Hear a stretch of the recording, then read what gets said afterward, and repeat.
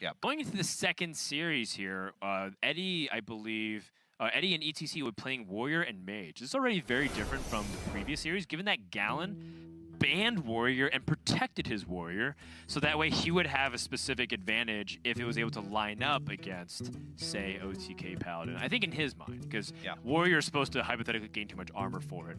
But if you ask Firebat, I think he feels very confident up against that matchup.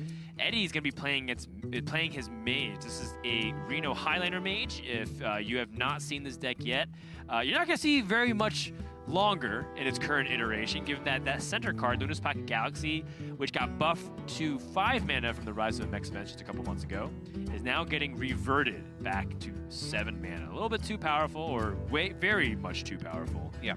I think it rocked a whopping 70% win rate when kept in the opening hand for Mage on average. Yeah, it's pretty brutal. And if you look at the statistics, even at 5 mana, it's at a 70% win rate when kept in the mulligan, a 68% win rate when played on turn 4, 66 win rate when played on turn 5, and a 54% win rate when played on turn 7. So the win rate drops over 10 percentage points when between playing it on 5 and playing it on 7, and that's at 5 mana. Like, you can still do 2 mana extra with the stuff. Right, like Frostbolt. So yeah, so it's a big hit, and even after that, the Conjurer's Calling going from 3 to 4, that's kind of a double hit as well, because not only is the first copy going from 3 to 4, the second, the twin spell copy. So in order to do a double Conjurer's Calling, it's going from 6 to 8 mana.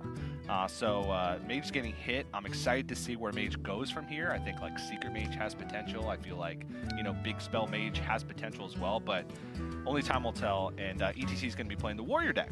Yeah, the Warrior deck with some of the new cards that we're featuring. We recognize that these aren't the key cards. I think people would point at Dr. Boom Mad Genius, Blastmaster Boom being a lot more important for Bomb Warrior, which is different from the Control Warrior that Firebat had, but still the same concept.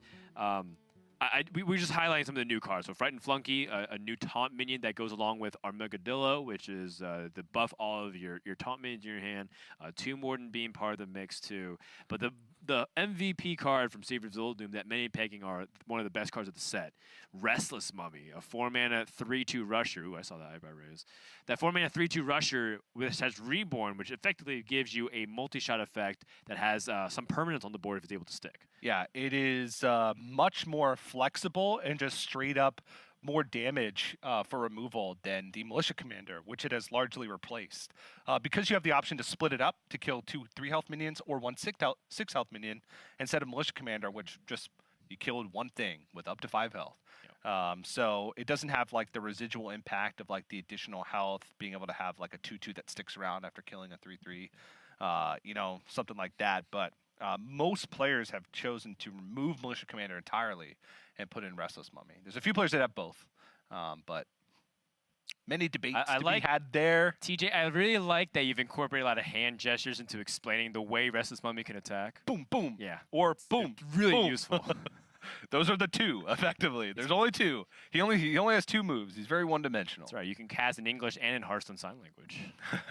So multi-talented. It's very easy. Just like the Restless Mummy. Yeah, that's you can cast this way, you can cast that We way. have a lot in common. That's right. That's literally the only thing we have in common. We're going to go into game number 1 here momentarily of the Mage versus the Warrior. Bomb Warrior, definitely a deck that is supposed to be pretty good against Highlander decks on paper. Yeah. Mainly because Highlander decks require no duplicates in the deck. You know, we call them Reno Mages. I like to call it Reno Mages. The casters, like Saddle and all of them, insist that we call it Highlander. But given that I was born in the 90s... I like how we're not including ourselves. They were born in the 80s. We're 90s We're 90s kids. And like, you know, Highlander is an old reference to a movie where, you know, the Immortals, there only could be one that survives. So people called it Highlander. It was a format in other card games. But most people know it as a Reno deck. They function if there's no duplicate cards in your deck. And Bomb Warrior shuffles many bombs into the deck, a lot more than one. Yeah, there's some players, I don't want to say some players. There's one player that sticks... Boomers, let's call them. that sticks into my mind was Magaho from Korea. He's a zoomer. He's a zoomer who played like a single copy of Clockwork Goblin. So like wasn't as consistent of a bomb. He did really well though. So maybe a good sign of things to come. And I do think it's kind of funny for us to. I guess 90s kids is a term. Were you born in the 90s? Did you grow up in the 90s? Me and Dan were both born in exactly 1990. Yeah. So we were literally right Well, on we the grew edge. up in the 90s. But all of our childhood, from 0 to 10 or 0 to 9 and whatever, was in the 90s. So to 0 to 9.9. yeah. So that's kind of funny. True 90s kids, all the way through and through. Don't at me. All right, I won't. Going to game number 1 here, we have Eddie versus ETC. The Eddie has that curve that looks real mighty fine. Coin augmented Elec into Clockwork Goblin into Wrench Caliber. The 2, the 3, the 4. And Eddie, does he have weapon removal in his deck? He does. He has an Acidic Swamp Ooze. And also, one of the things that I do like in the deck against pretty much any Warrior deck is the Barista Lynchin. I think that's a card that's cut in a lot of Mage lists that gives you huge edges against any type of slower decks because you're able to get double value off of some cards in this deck with just insane value. Zephyrus the Great, even like Vulpir Scoundrel, you have Reno the Relicologist. There's just a lot of big impactful battle cry minions that you can copy back into your hand, which I'd love that inclusion. Ooh. Well, Eddie picks up the Zephyrus on turn 2. And Zephyrus on turn 2 offers you 3 things. Usually it's pretty easy to guess at least 2 of them. In this case, Eddie's going to most likely pick up Backstab, Animal Companion, and Wild Growth. If there's no minion on the other side of the board, it'll usually give you Animal Companion, Wild Growth, and Brightwing if you play it on curve. Which I don't think I've ever seen anyone pick Brightwing. I've seen someone pick Brightwing before. Did they win the game? I don't remember. I also played against a Dragon Highlander Hunter who picked Brightwing from Zephyrus and also played a natural Brightwing in his deck and played both of them back to back. And he lost. TJ, this hero power from Eddie. Is it brilliant? I think it might be. It might be one of the smartest things that I've seen in a while. Well, because he wanted ETC develop so they could play Doomsayer. Yeah. Playing Zephyrus on 2 almost felt like something they should automatically do. But by doing so, he managed to save Zephyrus so that maybe Eddie instead can play Zephyrus on 2, or sorry, Zephyrus on 4 and pick up an Ooze, or I guess because the weapon would come out after. But the idea is he keeps his options open. He can Twilight Drake and then Zephyrus to respond to the correct situation. I like this play a lot. Yeah, it's pretty smart. And Zephyrus is like... The 2 bomb shuffle in. So Zephyrus is shut off now, at least until he draws 1 bomb in the deck. But Zephyrus is one of the most... I think it is the most interesting card ever printed. Because there's so many there's so many unique board states and unique situations you can find yourself in a game of Hearthstone that Zephyrus being played or not being played, how much mana you spend before, how much you clear off the board, how much damage you do to face, changes everything. And players are still experimenting with it. And it has a very high win rate when kept to the mulligan in any Highlander matchup, but it's so hard to decipher, like, when played on turn 2 or when played on turn 4 or when played on turn 6. They're very similar win rates across the board. So it's almost entirely impossible to determine what's the correct line in any situation when Zephyrus is in your opening hand because everything's so similar, right? I don't know. I'm just kind of ranting out loud here because Zephyrus is a mind-boggling card. It's really hard to do Zephyrus. It's really hard to do Zephyrus situation, yeah. Ooh! Wow, that's great. Conjurer's Calling. Didn't need it to really do too much here, but that's a lot more than Eddie can ask for. Yep. The thing is, the punish was on the other side, right? ETC with the double bomb means that Zephyrus can't come down. Or it can as a 2-mana 3-2. And it's funny because now ETC does have a legit reason to play Ziliax here. Before it was, well, kind of mediocre. Now it's like a way for him to get back health and win back the board. Can also save it and play for the Eternium Rover Ziliax on the following turn and clear the board with the Super Collider, but then he misses out on a bomb. So I don't know if I like that nearly as much. Yeah. important to note that Eddie does have the mana to play Mountain Giant next turn. And seeing the way ETC has curved out has indicated that ETC has a more aggressive hand and less reactive. Eddie can't really deal with the Giant very easily. Sorry, ETC can. Eddie also can. Eddie can't really deal with a Giant very well either. If Not that that's relevant. I don't know where ETC is going to... Actually, ETC has an Azalina Assault Thief in his deck. He does. I've seen a handful of Bomb Warriors include it, given that they do dump the hand, and it gives them an ability to help finish in those slower matchups.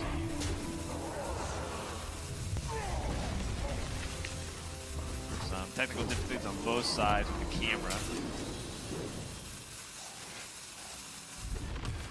That or we're having internet issues, which I hope. Yep. Now 4 bombs in Eddie's deck, I do believe, with double merge Caliber Swoon plus an augmented Elec Clockwork Goblin being played. Hey, look at that. Unfortunately, right out of range of being the absolute nuts right now. He would need the second Warpath, a second charge of copy of Warpath in order to make this work. And knowing that there's a Conjurer's Calling in hand, putting damage on this Giant is can't be something that's at the forefront of ETC's mind right now, which makes his turn quite awkward.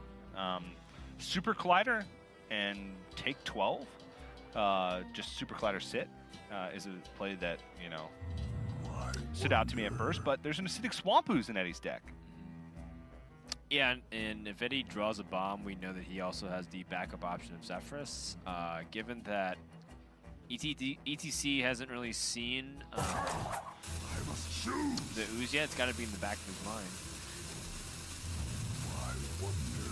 I do think you have to probably play like the turn over this turn, but at the same time, you're not really doing much.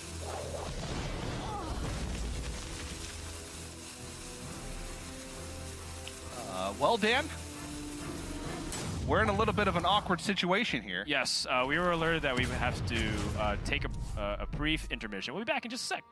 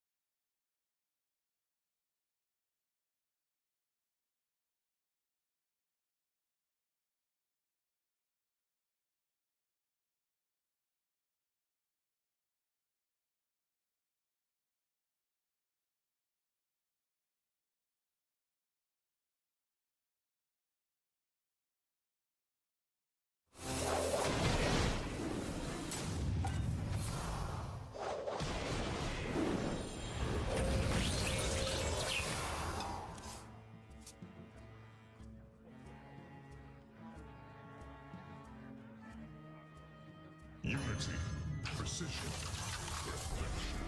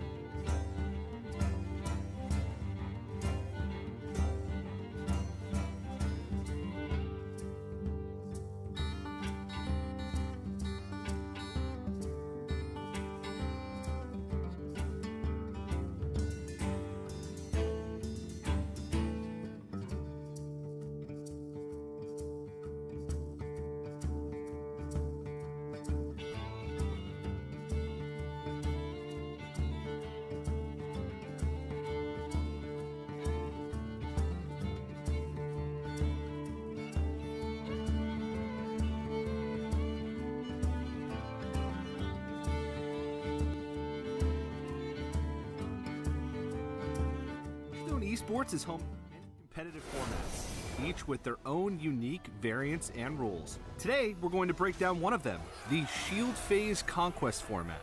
And here's how it works. To start, both players bring 4 decks, each from a unique class. The match starts with a Shield Phase. This is where both players choose one of their own decks to protect, making it ineligible to be banned. Once the Protect phase has ended, both players will then ban one of their opponent's decks, removing it from the pool. Each player then selects which of their remaining decks they would like to play first, before beginning the first game of the series. When the first game of the series is over, the winner's deck is removed from their pool of eligible decks. Both players then select the next deck they would like to play. The loser of the first game can choose to replay with the deck they lost with, or they can choose one of their other 2 available decks. In Best of 3 conquests, the first player to 2 wins is the victor. In Best of 5 series, such as those in the semifinals or finals of major events, the first player that makes it to 3 wins takes the W. It's that easy. Shield Phase Conquest allows players to showcase their skill set across different classes, while still giving them the opportunity to play the deck they're most confident with. Now that you've got the download on Shield Phase Conquest, we wish you well on your deck building adventures.